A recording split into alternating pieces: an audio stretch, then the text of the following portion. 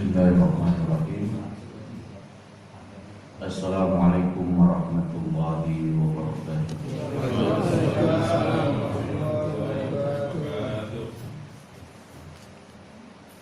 Alhamdulillah wassalatu wassalamu ala rasulillah wala haula wala quwwata illa billah. Subhanaka la ilma lana illa ma 'allamtana innaka antal alimul hakim. Asbahna ala fitratil Islam wa ala kalimatil ikhlas wa ala dini nabiyina Muhammadin sallallahu alaihi wasallam wa ala millati abina Ibrahim hanifan muslima wa ma kana minal musyrikin. Ma'asyiral muslimin jamaah salat subuh yang dirahmati Allah. Alhamdulillah, kita bersyukur kepada Allah Subhanahu wa taala atas limpahan rahmat, taufik dan hidayahnya pada subuh hari ini. Allah perkenankan kita untuk bersama-sama berada di majelis ilmu, tidak lain untuk meningkatkan pemahaman kita tentang Islam, dan lebih khusus lagi agar kita dapat meningkatkan penghambaan kita kepada Allah Subhanahu wa taala. Sedianya pada subuh hari ini kita akan membahas surat Quraisy. Tapi karena kita akan jelang bulan suci Ramadan, surat itu kita ganti sementara untuk membahas ayat-ayat puasa, ditafsir ayat-ayat puasa. Karena insya Allah kurang lebih 20 hari lagi kita akan memasuki bulan suci Ramadan.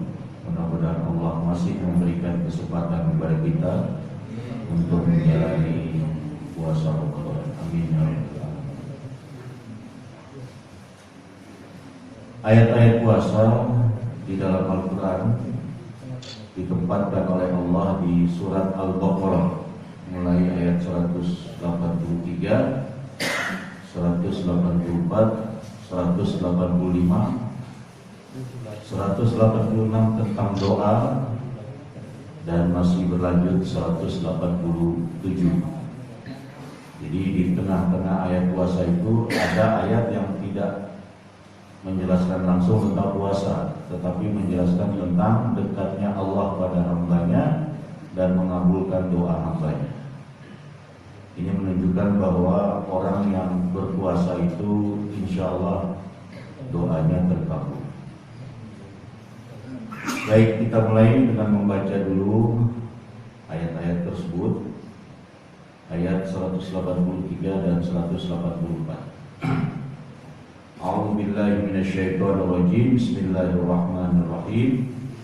Ya ayyuhalladzina amanu kutiba 'alaikumussyam kama kutiba 'alal ladzina min qablikum la'allakum tattaqun. Ayyaman ma'dudat faman kana minkum maridun aw 'ala safarin fa'iddatun min ayyamin ukhra wa 'alal ladzina yutiqunahu fidyatun ta'amu miskin faman tatawwa'a khairan fa huwa khairul lahu wa an tasumu khairul lakum in kuntum ta'lamun. Allah berfirman, wahai orang-orang beriman, telah diwajibkan kepada kalian berpuasa sebagaimana telah diwajibkan atas orang-orang sebelum kalian agar kalian bertakwa. Puasa itu dalam hari-hari yang sudah ditentukan, antara 29 atau 30, 1 bulan. Barang siapa di antara kalian sakit atau bepergian, boleh tidak berpuasa, tetapi dia harus menggantinya di hari-hari yang lain. Dan kepada mereka yang berat untuk melaksanakan puasa, maka baginya membayar fidyah, yaitu dengan memberi makan 1 orang miskin setiap 1 hari tidak berpuasa sebanyak 1 mud. Barang siapa melebihkan pembayaran fidyah itu, mungkin 2 mud mungkin 5 mud, mungkin 1 kuintal, mungkin 10 orang miskin, tidak 1 orang miskin, dan seterusnya, maka itu lebih baik baginya. Akan tetapi berpuasa itu lebih baik apabila kalian mengetahuinya. Inilah 2 ayat pertama dari ayat-ayat puasa. Di dalam 2 ayat itu ada kata kutiba, diartikan dengan furidho wa uthbita, difardukan atau ditetapkan. Jadi puasa ini ditetapkan di tahun kedua Hijrah, di bulan Sya'ban. Jadi Nabi hanya menemui Ramadan 9 kali. Jadi Nabi berpuasa Ramadan 9 kali. Karena Nabi berada di Madinah sampai wafat itu 10 tahun. Tahun pertama belum ada puasa Ramadan, masih puasa Asyura. Tahun kedua bulan Sya'ban turunlah perintah, ya ayyuhalladzina amanu kutiba alaikumus Asyam lugatan al-imsak. Puasa secara bahasa artinya menahan diri. Jadi menahan diri dari segala sesuatu. Kuda yang tidak mau berjalan itu disebut shaim. Orang yang diam terus tidak mau bicara itu juga disebut shaim. Bunda Maryam pernah bernazar untuk tidak berbicara, tidak ingin menjawab pertanyaan-pertanyaan orang-orang Yahudi tentang mana ayahnya Isa itu. Bagaimana kok bisa melahirkan anak tanpa punya ayah? Sehingga sudah tentu tertuduh sebagai berzina, padahal Bunda Maryam itu orang yang suci. Karena itu dikatakan dalam surat Maryam, inni nazartu lirrahmani shauma. Aku bernazar karena Tuhanku untuk puasa. Bukan puasa dalam pengertian syariatnya, tapi puasa dalam pengertian bahasa. Karena pada ayat selanjutnya dikatakan falan ukallimal yauma insiyan. Aku tidak akan berbicara dengan seorang pun hari ini. Jadi beliau puasa dari berbicara, dari menjawab pertanyaan-pertanyaan orang-orang seputar kelahiran Isa. Wal muradu bihi huna al-imtina' 'anil akli wasyurbi wa ghasyanin nisa min tulu'il fajri ila ghurubish syams. Adapun pengertiannya secara syariah, menahan diri dari makan, minum, hubungan suami istri dari sejak terbitnya fajar sampai terbenamnya matahari. Itu pengertian secara syariah. Ayyam ma'dudah tis'atun wa isrun aw thalathuna yawman bihasbi syahri Ramadan. 29 atau 30 hari tergantung bulan Ramadan pada tahun berjalan. Kadang-kadang 29, kadang-kadang 30. Karena itu Nabi mengatakan asyahru hakaza wa hakaza wa hakaza. Bulan itu 30, 30, 29. Jadi kemungkinan bulan itu 30, kemungkinan bulan itu 29 hari. Fa'iddatun min ayyamin ukhra. Fa'ala man aftara li uzril marad awis safar fa alaihi siyamu ayyamin ukhra. Siapa yang tidak berpuasa, artinya berbuka, membatalkan puasanya karena uzur sakit atau karena safar, maka baginya puasa di hari yang lain bi adadil ayyam allati aftara fiha, sejumlah hari yang dia tidak berpuasa di dalamnya. 10 hari sakit, 10 hari mengganti. 3 hari bepergian tidak puasa, 3 hari mengganti. Yutiqunahu ay yatahammalunahu bi masyaqqatil kibari sinnin aw maradin la yurjabuhu. Tidak kuat untuk berpuasa. Siapa mereka? tidak kuat untuk berpuasa karena berat. Orang yang sudah lanjut usia tidak kuat puasa, tidak kuat membayar. Atau orang sakit yang tak kunjung sembuh, sakit terus menerus, sakit menahun, terus berada di tempat tidur misalnya, terus dalam perawatan dan harus makan.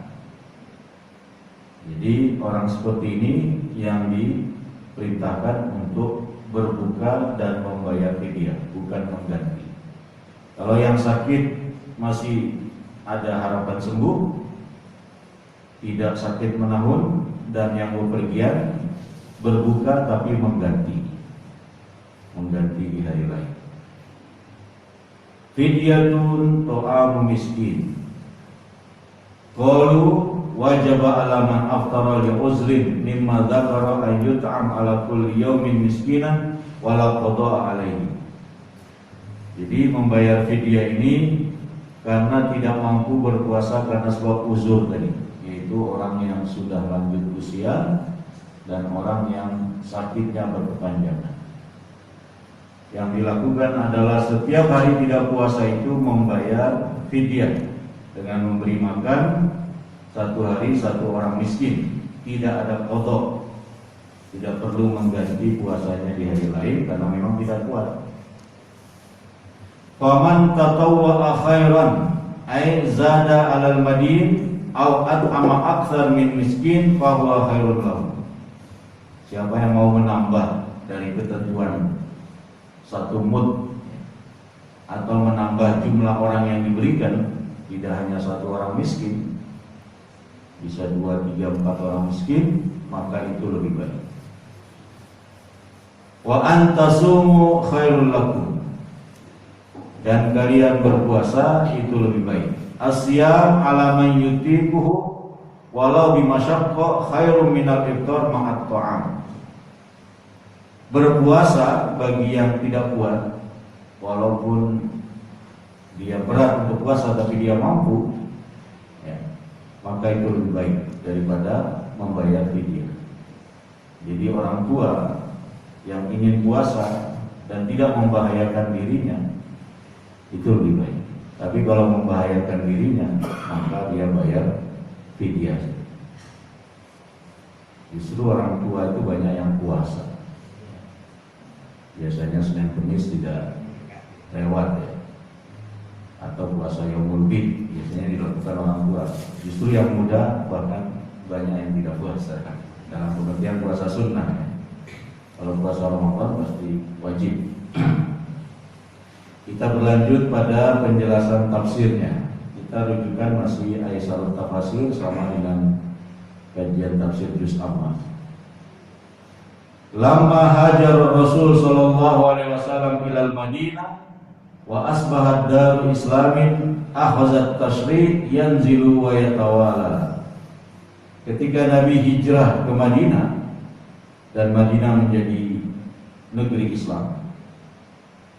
Negeri Islam itu tidak berarti harus Islam semua orangnya, tetapi dijalankan di situ syariat Islam. Walaupun ada non Muslim, maka berlaku hubungan antara Muslim dan non Muslim, tetap menjalankan syariat Islam. Maka turunlah syariat-syariat secara terus-menerus kepada Rasulullah. Fafil ayat as-sabiqah kana hakama al-qisas wal wasiyah wa muraqabatullah bidzalika. Dalam ayat-ayat sebelumnya, sebelum ayat puasa ini, ada penjelasan tentang ayat qisas, ayat-ayat wasiat, dan pengawasan Allah terhadap dua hal tersebut. Wa kana min a'zami ma yakunu fil mu'min min malakatit taqwa asyam. Dan yang paling besar yang ada pada diri orang mukmin untuk memiliki ketakwaan, yaitu melalui pendekatan puasa. Jadi puasa ini rupanya metode taqarrub ila Allah, mendekatkan diri kepada Allah yang paling ampuh untuk menjadi hamba yang bertakwa. Fa anzalallahu ta'ala fardhus siyam fi sana atsaniyah lil hijrati maka Allah turunkan kewajiban puasa di tahun kedua Hijrah. Fanadahum bi'unwanil iman ya ayyuhalladzina amanu. Allah memanggil mereka dengan identitas keimanan. Wahai orang-orang yang beriman. Jadi orang kafir nggak boleh puasa. Jadi penyebutan kafir dalam Al-Quran itu biasa. Ya, yang tersinggung justru orang Islam sendiri. Biasa saja kan penyebutan kafir. Pokoknya tidak beriman ya kafir. Terlalu dipermasalahkan. Harus berubah biar lebih halus jadi non muslim gitu. Padahal yang tidak mengimani syariat Islam berarti telah kafir. Yang tidak mengimani kewajiban puasa saja sudah dikatakan kafir. Kalau tidak puasa tapi masih mengimani kewajiban puasa Ramadan, belum kafir. Dia telah meninggalkan perintah yang besar, yaitu perintah wajibnya berpuasa. Dia berdosa besar. Tapi kalau masih meyakini kewajiban puasa, maka keyakinan itu tidak membuat dia kafir. Tapi kalau tidak puasa karena tidak meyakini syariat puasa, nah inilah kafir. Jadi orang yang tidak beriman kepada Allah kemudian berpuasa, tidak sah puasanya, tidak diterima. Jadi untuk menjalankan puasa ini harus beriman kepada Allah. Wa a'malahum annahu kutiba alaihimus syiyam kama kutiba alal ladzina min qablihim. Dan Allah mengajarkan kepada mereka, memberitahu kepada mereka bahwa kewajiban puasa yang diwajibkan kepada mereka itu juga telah diwajibkan kepada orang-orang sebelum mereka minal umamis sabiqah. Terhadap umat-umat terdahulu telah diwajibkan. Ini menunjukkan keistimewaan puasa. Bahwa umat terdahulu juga Allah wajibkan. Hanya saja perbedaannya tidak dijelaskan secara detail. Apa sama persis syariat puasa. Tapi kalau menurut penjelasan hadis riwayat Muslim, umat terdahulu puasanya tidak didahului dengan makan sahur. Karena Nabi SAW mengatakan bahwa beda antara puasa kita dengan puasa ahlul kitab, akalatus sahar, makan sahur. Walaupun makan sahur ini tidak wajib, tapi dia memberikan peran untuk tidak menzolimi tubuh, sehingga tidak kosong tubuh itu berkepanjangan. Bahkan sahur ini disunahkan apa? Diakhirkan. Supaya apa? Supaya berpuasa itu bisa lebih kuat. Jadi orang tidak boleh mengatakan saya kuat puasa tanpa sahur. Dia menolak sunnah Nabi. Karena Nabi mengatakan sahur itu berkah. Berkahnya tidak hanya terkait dengan kuatnya dia berpuasa, tapi juga itu ketaatan kepada Rasul. Di situ ada menghindari menzolimi tubuh dari kekosongan makanan yang berkepanjangan. Wa qala ta'ala kutiba 'alaikumus syiyam kama kutiba 'alal ladzina min qablikum. Wa 'allil dzalika biqaulihi la'allakum tattaqun ay liyu'iddakum bihi littaqwa. Kemudian Allah dengan memerintahkan umat terdahulu juga memerintahkan umat Nabi Muhammad untuk berpuasa, disambung dengan ungkapan la'allakum tattaqun, agar kalian bertakwa. Jadi puasa ini disyariatkan oleh Allah sebagai sarana agar menjadi hambanya yang bertakwa. Allati hiya imtithalul awamir wa ijtinabun nawahi, yang mana takwa itu adalah melaksanakan perintah-perintah dan menjauhi larangan. Lima fi siyam min muraqabatillahi ta'ala, karena dalam berpuasa ada pengawasan Allah. Jadi orang berpuasa itu merasa diawasi oleh Allah. Ketika dia ingin ini, oh saya sedang puasa. Ingin berkelahi, saya sedang puasa. Ingin mencaci maki orang lain, saya sedang puasa. Jadi dia merasa diawasi oleh Allah. Wa qawluhu ayyaman ma'dudat dzakarahu liyuhawwina bihi 'alaihim kal fatasawm wa masyaqqatahu.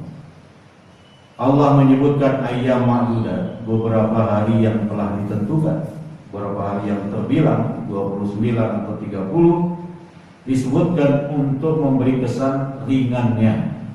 Puasa itu gak sampai setahun, tidak setengah tahun, tidak 2 bulan, hanya beberapa hari, yaitu 29 atau 30. Islam yaj'alhu syuhuran wala a'waman. Allah tidak menjadikan puasa itu berbulan-bulan atau bertahun-tahun. Jadi yang berturut-turut itu hanya 29 hari atau hanya 30 hari. Tidak ada 31, tidak ada 28. Sebagaimana kalender Masehi. Ada 28, ada 29, ada 30, ada tidak ada 29 ya, 28, 3, ada 29 ya, Februari kadang-kadang ya, sampai 31. Wazada fit takhfif an azina lil marid wal musafir an yaftura wa yaqdi ba'da siha awil audah minas safar. Kemudian disebutkan keringanan lainnya, yaitu keringanan berikutnya. Untuk yang sakit dan musafir boleh berbuka, tapi wajib mengganti ketika sudah sehat, ketika sudah kembali dari safar. Faqala lahum faman kana minkum maridan aw ala safarin fa iddatum min ayyamin ukhra. Jadi keringanan pertama disebutkan bahwa puasa itu hanya 1 bulan, tidak berbulan-bulan, tidak bertahun-tahun. Keringanan kedua, yang sakit, yang musafir boleh berbuka, boleh tidak puasa, tapi wajib mengganti karena keberkahan puasa. Supaya dia tetap dapat, ya harus ganti itu yang dia tinggalkan di hari yang lain. Kama anna ghairul marid wal musafir idza kana yutiqu siyam bi mashaqqah wa kalfah syadidah lahu an yautur wa yut'im ala kulli yaumin miskinan. Kemudian disebutkan keringanan berikutnya, yang tidak mampu puasa karena sangat berat dan membebani bagi dirinya, maka dia boleh berbuka dan memberi makan 1 hari yang tidak puasa itu 1 hari orang miskin. Wa a'lamahum anna siyam fi hadhil hal khair.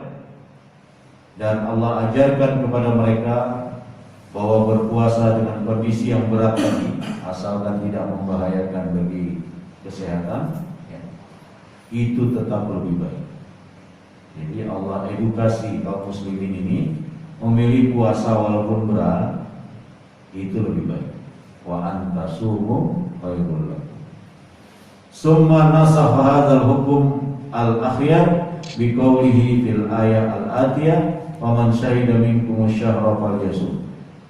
Kemudian Allah hapus hukum ketetapan ini dengan ayat berikutnya, barang siapa yang menyaksikan bulan Ramadan tidak sakit, tidak bepergian, wajib puasa. Jadi dulu ketika awal disyariatkan puasa, sebenarnya boleh memilih mau puasa atau mau bayar fidyah, sekalipun dia mampu, sebenarnya tidak ada uzur apapun, hanya saja mungkin berat, maka boleh memilih bayar fidyah. Awal-awal disyariatkan puasa. Tetapi Allah mengedukasi mereka yang memilih bayar fidyah itu bahwa berpuasa lebih baik, memilih berpuasa lebih baik. Setelah turun ayat berikutnya, syahrul Ramadan alladzi, itu ada potongan ayat, faman syahida minkum syahra falyasum. Siapa yang menyaksikan bulan Ramadan, artinya dia masuk bulan Ramadan dalam keadaan sehat, tidak bepergian, maka wajib puasa, tidak ada lagi pilihan bayar fidyah. Pilihan bayar fidyah hanya bagi mereka yang sudah sepuh atau yang sakitnya berkepanjangan. Jadi terhapus hukumnya. Ayatnya masih ada, tapi hukum memilih untuk bayar fidyah bagi yang kuat berpuasa, maka wajib berpuasa. Wa qawluhu in kuntum ta'lamun yurid ta'lamuna fawaidas shaum ad-dunyawiyah wal ukhrawiyah wa hiya katsiratun ajalluha maghfiratul dzunub wa dhihabil amrad. Jadi potongan ayat terakhir in kuntum ta'lamun itu artinya ta'lamuna fawaidas shaum. Kalian akan mengetahui manfaat-manfaat puasa baik secara duniawi maupun ukhrawi. Kalau kalian benar-benar tahu manfaat puasa itu, pasti kalian akan memilih puasa. Inilah pentingnya terus menggali apa sih Allah syariatkan puasa ini. Daripada berpikir puasa lagi. Itu akan mendatangkan godaan untuk tidak puasa. Di antara manfaat puasa itu diampuninya dosa. Man shoma Ramadan imanan wa ihtisaban ghufira lahu ma taqaddama min dzambi. Siapa yang puasa Ramadan dengan penuh keimanan dan mengharap pahala dari sisi Allah, akan diampuni dosa-dosa yang telah lalu. Wa dhihabul amrad, dan hilangnya penyakit-penyakit. Ini penjelasan Syekh Abu Bakar Jabir Al-Jazairi dalam 2 ayat yang kita baca. Selanjutnya apa pelajaran dari penjelasan Syekh Abu Bakar Jabir Al-Jazairi? Yang pertama, fardhiyatus siyam wa huwa syahrul Ramadan. Diwajibkannya puasa, yaitu puasa di bulan Ramadan. Puasa itu diwajibkan secara bertahap. Sebelum Ramadan diwajibkan, ada puasa namanya Asyura. Jadi Nabi puasa Asyura baik di Mekah maupun di Madinah. Bahkan ketika hijrah, sebelum turunnya perintah puasa Ramadan, Nabi sempat wajibkan para sahabat untuk puasa Asyura. Kapan puasa Asyura? Tanggal 10 Muharram. Setelah turun perintah puasa Ramadan, tidak langsung puasa, tapi bagi yang ingin memilih bayar fidyah, bayar fidyah. Cuman tadi disampaikan Al-Quran mengedukasi kaum muslimin untuk memilih puasa karena itu yang lebih baik. Karena bayar fidyah itu bagi orang yang mampu sangat sedikit, hanya 1 mud.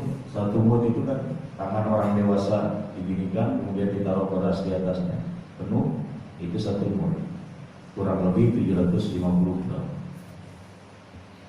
Jadi 7,5 on. Kalau harga beras katakanlah 12.000, berarti cuma 8.000 bayar fidyah. Kalau dinilai uang. Karena itu tadi dianjurkan melebihkan bayarnya atau melebihkan orang yang menerima fidyahnya. Kemudian setelah itu tahapan ketiga, turun ayat berikutnya yang ada kata-kata syahrul Ramadan tadi. Pada potongan ayat, faman syahida minkum syahra falyasum.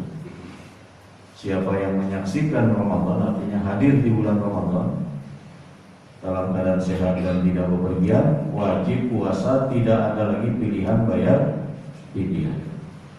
Pilihan bayar fidyah hanya untuk yang sakit berkepanjangan dan yang sudah sangat tua, tidak mampu untuk puasa. Yang kedua, as-siyam yurabbi malakatat taqwa fil mu'min. Dengan puasa, orang beriman akan terdidik untuk memiliki ketakwaan. Jadi puasa ini sarana pendekatan paling efektif untuk menjadi hamba yang bertakwa. Karena sepanjang waktunya dia merasa diawasi oleh Allah. Orang yang merasa diawasi oleh Allah itu lebih cenderung berbuat baik dibanding tidak merasa diawasi. Dan cara untuk merasa diawasi oleh Allah itu adalah berpuasa. Jadi dari subuh sampai maghrib dalam keadaan beribadah. Tidak hanya ketika sholat, tidak hanya ketika baca Quran, tidak hanya ketika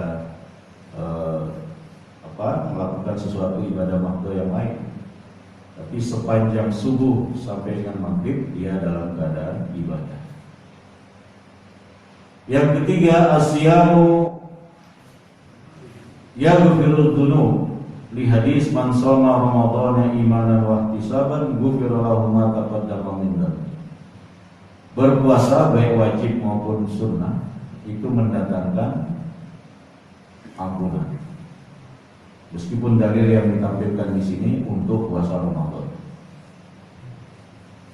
Jadi siapa yang puasa Ramadan dengan penuh keimanan dan mengharapkan pahala dari sisi Allah, akan diampuni dosa-dosanya yang telah lalu. Semua anak Adam itu pasti bersalah dan berdosa, sehingga dia harus melakukan sarana-sarana yang mendatangkan ampunan. Salah satu sarana yang mendatangkan ampunan itu puasa Ramadan ataupun puasa sunnah. Kemudian yang keempat, rukhsah al-iftar lil marid wal musafir. Ada keringanan berbuka, tidak puasa untuk yang sakit dan musafir.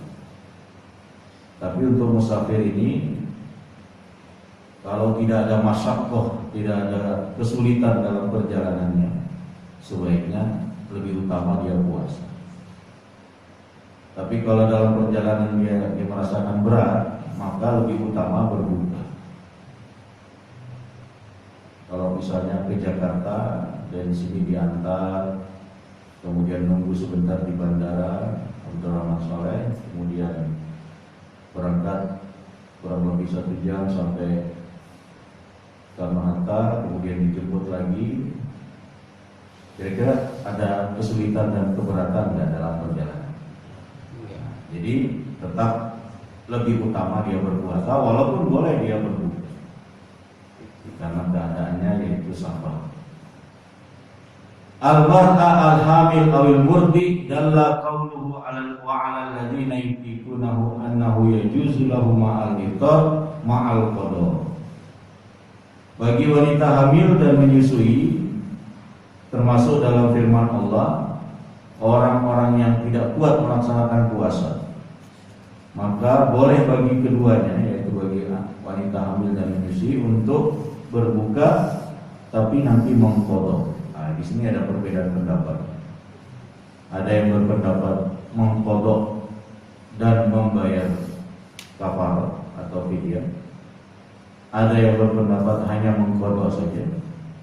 Ada yang berpendapat cukup hanya bayar fidyah saja. Tarjih Muhammadiyah memilih orang hamil dan menyusui bayar fidyah saja, tidak ada qadha. Ini yang lebih ringan. Wa kadza as-sahih al-kabir fa innahu yaftur wa la yaqdi wal marid mardon la yurja burruhu kadzalik. Begitu pula orang yang sudah tua, sudah tidak kuat berpuasa, maka boleh berbuka, tidak ada qadha. Orang sakit yang berkepanjangan tidak kunjung sembuh juga demikian. Masuk dalam firman Allah, wa 'alal ladzina yutiqunahu fidyatun ta'amu miskin. Illa anna 'alaihima an yut'ima an kulli miskinan bi ita'ihi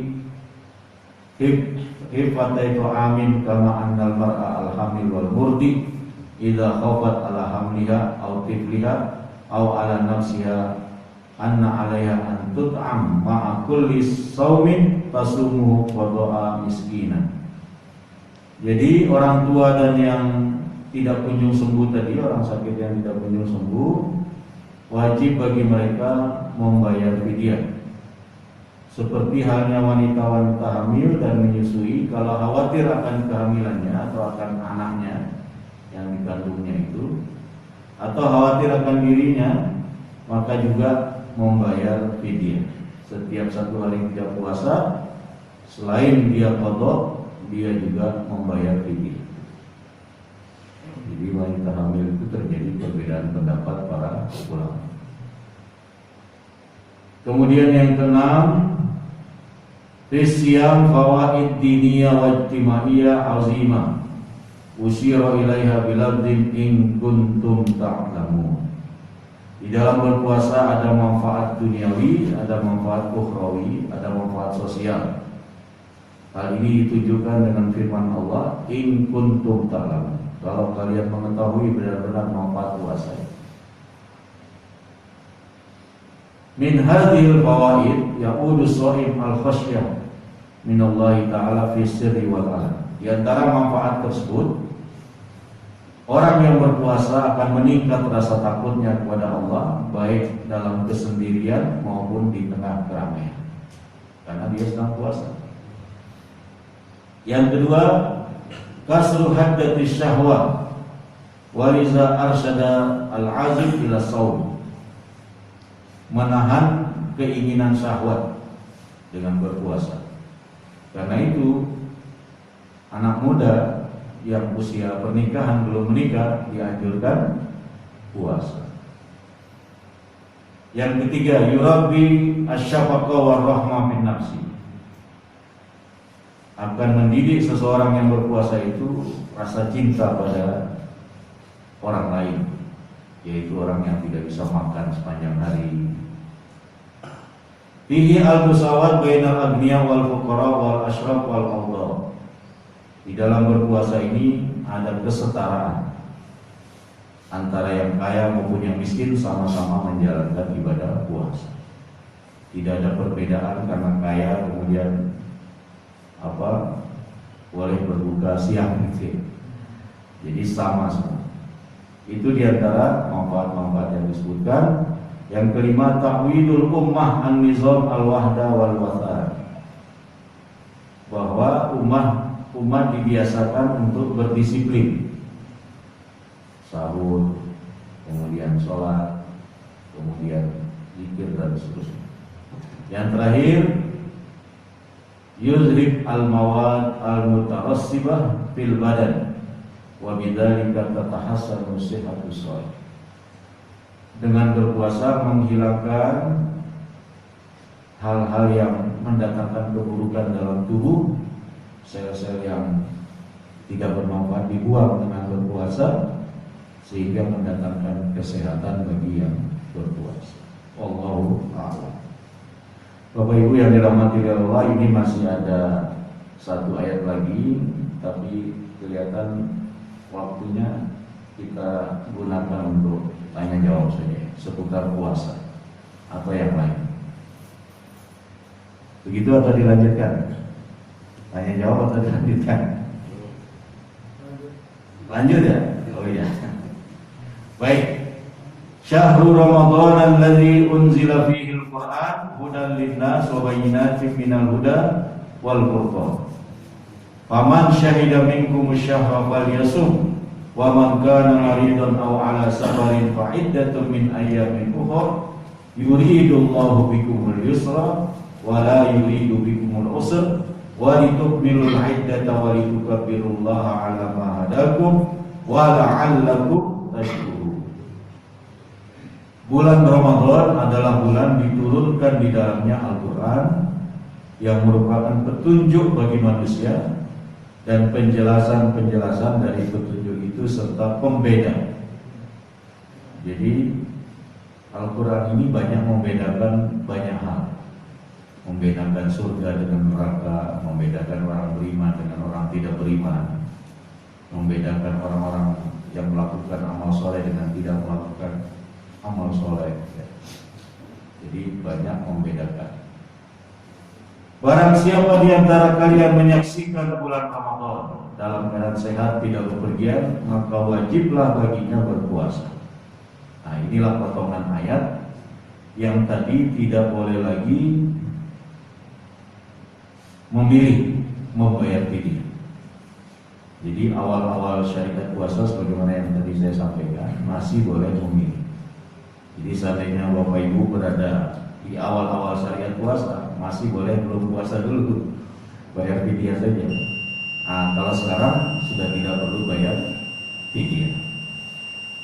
Kemudian diulangi lagi keringanan yang di ayat sebelumnya. Barang siapa yang sakit atau bepergian, maka baginya mengganti tidak puasa itu di hari yang lain sebelum masuk Ramadan berikutnya. ya, sebelum masuk Ramadan berikutnya. Bagaimana kalau sudah masuk Ramadan berikutnya? Menurut para ulama, dia wajib bertobat, kemudian tetap mengqadha setelah Ramadan nanti dan membayar fidyah. Jadi kalau menurut tarjih hanya bertobat dan mengqadha saja, tidak ada kewajiban tambahan. Allah menginginkan bagi kalian kemudahan, tidak menginginkan kesulitan. Dan agar kalian menyempurnakan bilangan puasa itu. Jangan puasa setengah bulan, jangan puasa hanya 20 hari. Sempurnakan 30 hari atau 29. Dan setelah itu bertakbirlah kepada Allah atas petunjuk yang diberikan kepada kalian, yaitu takbiran sejak memasuki hari terakhir puasa ba'da maghrib sudah berbuka, itu sepanjang sampai sholat berikutnya bertakbir, dan tidak harus berjamaah. Takbir sendiri-sendiri, datang ke masjid bertakbir, pulang dari sholat maghrib bertakbir. Kalau datang ke masjid maghribnya belum bertakbir karena masih puasa. Kalau ingin berbuka di masjid. Dan ditutup dengan wala'allakum tashkurun, agar kalian menjadi hamba yang bersyukur. Ini alarm syuruk sudah berbunyi. Kita buka kesempatan untuk tanya jawab aja ya. Mungkin kesempatan lain kita lanjutkan. Silakan kalau ada yang bertanya.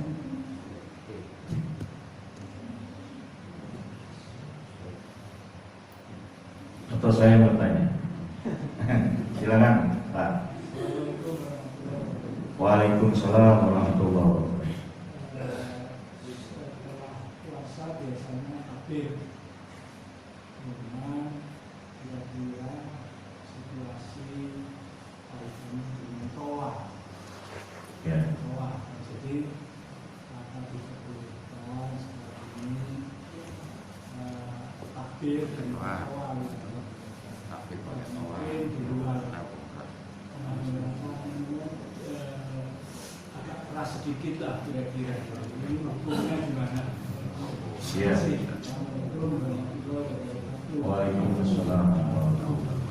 Ya, takbir ini salah satu syiar. Ya. Takbir salah satu syiar Islam. Lafaznya terjadi perbedaan. Ada yang Allahu Akbarnya 3 kali, ada yang Allahu Akbarnya 2 kali.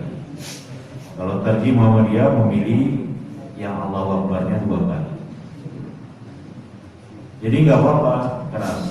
Tapi untuk surat edaran Menteri Agama yang baru ini, yang banyak menjadi polemik di kalangan masyarakat, itu dibatasi hanya jam 10. Selanjutnya suara dalam, suara luar hanya jam 10. Kalau ingin berlanjut, ya lakukan dengan mic dalam, supaya tidak mengganggu orang yang tidur, baik orang muslim maupun non muslim. Tapi selama belum jam 10 boleh dengan toa, dengan suara yang keras. Nah, nanti berlanjut lagi 10 menit sebelum azan subuh boleh. Tapi umumnya beberapa masjid itu 1 jam sebelum azan subuh sudah ribut ya. Itu melanggar aturan Menteri Agama itu. Dan umumnya masjid yang memutar tarhim itu, kalau melihat surat edaran Menteri Agama yang sekarang, melanggar itu. Karena sudah diputar setengah jam atau 1 jam sebelum waktu subuh. Saya tinggal di Mojorejo yang masyarakatnya plural, ada orang Buddha, ada orang Kristen. Tapi masjidnya sebelum azan subuh 1 jam sudah putar ngaji. Nah, itu melanggar ketentuan Menteri Agama sebenarnya. Jadi boleh Pak, karena syiar ya, cuman ya tetap kita memperhatikan sekitar ya, supaya hidup ini tetap rukun. Tapi insya Allah kalau dibatasi jam 10 kan sudah cukup. Ya, itu mungkin. Ada yang lain? Silakan Pak. Assalamualaikum warahmatullahi wabarakatuh. Waalaikumsalam. Di pemukiman ini banyak masjid kita. Ya. kalau kita mengawali untuk berbuka atau mengakhiri kita untuk makan sahur, itu kira-kira kita mengacu pada masjid kita seperti ini, apa kadang-kadang masjidnya nggak ada, beberapa yang kadang-kadang lebih awal, kadang-kadang dari kita satu kesimpulannya Ustaz. Kalau kita nanti berada di Jakarta, makan sahurnya kan mesti lebih terakhir dibanding kalau kita di perjalanan mau menuju ke Surabaya. Di Surabaya kan nanti berbukanya kan lebih awal dibanding kita waktu di Jakarta. Jadi bagaimana? Terima kasih. Assalamualaikum warahmatullahi wabarakatuh. Waalaikumsalam. Muazzin khususnya di bulan Ramadan harus tahu waktu. Jangan sampai belum waktunya sudah mengumandangkan azan maghrib atau azan subuh. Karena itu akan mempengaruhi orang yang berpuasa, baik makan sahur maupun berbuka. Jadi muazzin harus tahu persis waktu. Biasanya baik Kementerian Agama maupun ormas-ormas Islam mengeluarkan waktu-waktu sholat khusus bulan Ramadan. Dan itu perbedaannya tidak terlalu jauh. Ada kebiasaan muazzin makan dulu sehingga dia 2 menit berikutnya baru. Nah itu juga harus diperhatikan. Ya, jangan sampai yang lainnya sudah azan, dia belum karena dia ingin berbuka dulu. Jadi tetap patokan mana yang terdekat dengan masjid kita ya silakan. Tapi dengan kita memiliki juga istilahnya imsakiyah itu ya, lembaran imsakiyah yang terpercaya, baik itu dikeluarkan Kementerian Agama maupun ormas Islam yang lain. Yang kedua, kalau seperti yang ditanyakan tadi, tidak apa-apa kita sahur di Aceh, berbuka di Papua, nggak apa-apa. Asal jangan disengaja. Ingin berbuka cepat karena punya jet pribadi datang ke Papua. Karena waktunya 2 jam lebih dulu ya. Begitu pula bagi daerah yang waktu siangnya lebih pendek dibanding waktu malam. Ya sudah, waktu siang itu dia berbuka. Artinya waktu yang ada itu dia sepanjang itu puasa kemudian berbuka. Ada juga daerah yang lebih panjang siangnya, lebih pendek malam. Berarti dia lebih panjang puasanya ya begitu. Jadi daerah yang jelas perputaran siang dan malam, ya dia pokoknya sudah terbenam matahari dia berbuka. Kalau dia tidak kuat karena lebih panjang masa siangnya, ya dia boleh berbuka tapi mengganti di hari lain. Ya. Tapi tetap Allah katakan tadi berpuasa lebih baik walaupun berat. Bagaimana kalau yang tidak jelas perbedaan siang malam? Jadi sepanjang waktu itu siang terus, yaitu dikira-kira dengan daerah terdekat yang ada beda siang dan malam. Kan ada di negara tertentu selama 6 bulan itu malam terus, atau selama 6 bulan siang terus, matahari nggak pernah terbenam gitu. Bagaimana? Itu sudah disinyalir oleh Nabi ketika menjelaskan hadis tentang Dajjal. Dajjal itu kan keluar 40 hari. Tapi dari 40 hari itu ada 1 hari yang sama dengan sepekan. Ada 1 hari yang sama dengan sebulan. Ada 1 hari yang sama dengan setahun. Selebihnya 37 hari sama dengan hari kalian, kata Nabi. Berarti Dajjal itu sebenarnya keluar tidak 40 hari. Dia keluar 1 tahun 2 bulan 2 pekan. Kalau menguraikan penjelasan tadi. Maka ada sahabat yang bertanya, wahai Rasulullah, hari yang seperti setahun tadi bagaimana kita sholat?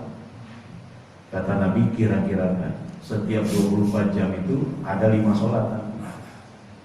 Walaupun 1 hari itu seperti setahun. Nah begitu pula yang tinggal di daerah yang siang terus menerus atau malam terus menerus, tidak ada perbedaan siang dan malam, maka kira-kira dalam 24 jam itu ada sholat 5 waktu. Kira-kira begitu. Allahu a'lam. Ya, silakan. Sebenarnya dengan apa yang ditanyakan masalahnya kan pada saat imsak itu kita kan ada perbedaan waktu, ada yang sebelumnya dimunculkan gitu. Nah itu mungkin yang